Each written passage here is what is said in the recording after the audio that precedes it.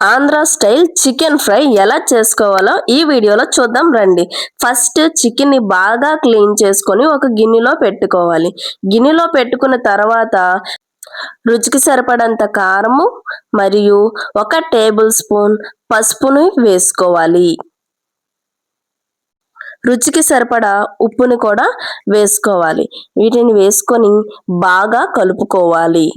బాగా ఉప్పు, కారం, పసుపు చికెన్ పీసెస్కి బాగా పట్టేట్టు బాగా కలుపుకోవాలి. ఉప్పు, కారం బాగా పట్టించిన ఈ చికెన్ పీసెస్ని ఫ్రిడ్జ్లో పెట్టి ఒక 1 అవర్ వరకు మ్యారినేట్ చేసుకోవాలి. ఒక 1 అవర్ తర్వాత ఒక కళాయిలో ఆయిల్ తీసుకొని, కొంచెం ఆయిల్ ఎక్కువనే పడుతుంది. ఆయిల్లోని చిన్నగా తరిగిన ఉల్లిపాయల్ని కట్ చేసుకొని వేసుకోవాలి.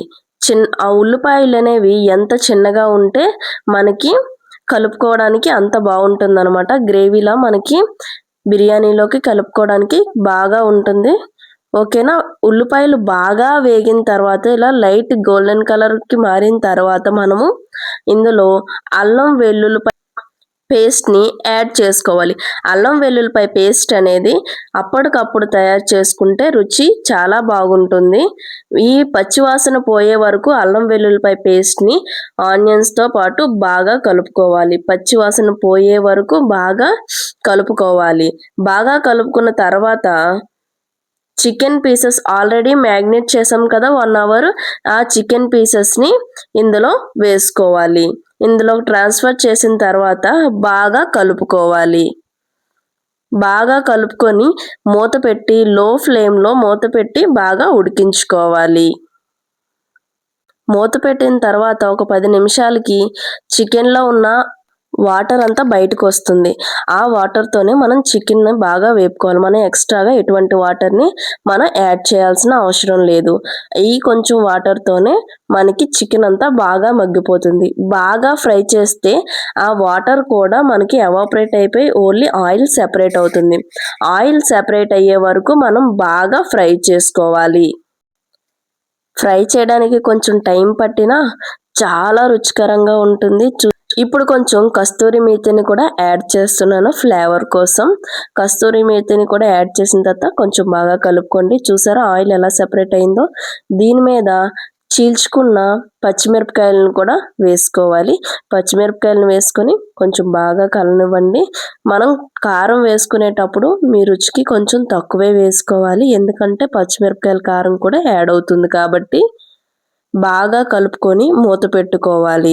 మనం కర్రీని ఎంతసేపు ఫ్రై చేసామనే దాన్ని బట్టే దీని యొక్క టేస్ట్ కూడా ఆధారపడి ఉంటుంది. లో ఫ్లేమ్లో పెట్టుకొని ఎక్కువసేపు ఫ్రై చేస్తే రుచి చాలా బాగుంటుంది. వీడియోలో చూపిస్తున్న విధంగా బాగా ఫ్రై అయిన తర్వాత ఆల్రెడీ ఇంట్లో చేసి పెట్టుకున్న గరం మసాలా అండ్ కర్రీ మసాలా రెండిటిని యాడ్ చేస్తున్నాను. ఇవి నేను సొంతంగా ఇంట్లోనే ప్రిపేర్ చేసుకుంటున్నాను.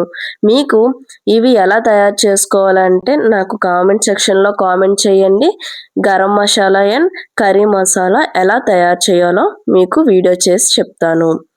ఓకే. మసాలాలు వేసిన తర్వాత బాగా కలుపుకోవాలి. మసాలాలు వేస్తాం కాబట్టి అడుగు కొంచెం మాడుతుంది. సో మందపాటి కళాయిని ప్రిఫర్ చేయండి. మసాలా బాగా వేగేంత వరకు మనము బాగా వేపుకోవాలి.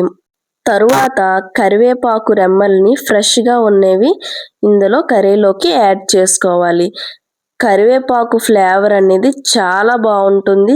చికెన్కి టేస్ట్ వేరే లెవెల్కి వస్తుంది. మీకు కావాలంటే వేసుకోండి, లేదంటే స్కిప్ చేయొచ్చు. కానీ కర్రీ లీవ్స్ వేసిన తర్వాత టేస్ట్ మాత్రం అదిరిపోతుంది. బాగా ట్రై చేయండి. మీరు ఈ రెసిపీని ట్రై చేయండి.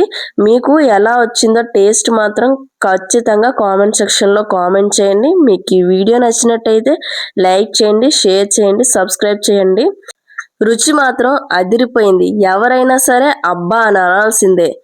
మీకు ఈ వీడియో నచ్చినట్టయితే లైక్ చేయండి, షేర్ చేయండి, సబ్స్క్రైబ్ చేయండి, ఛానల్ని సపోర్ట్ చేయండి. Thank you so much. From Yamuna vlogs.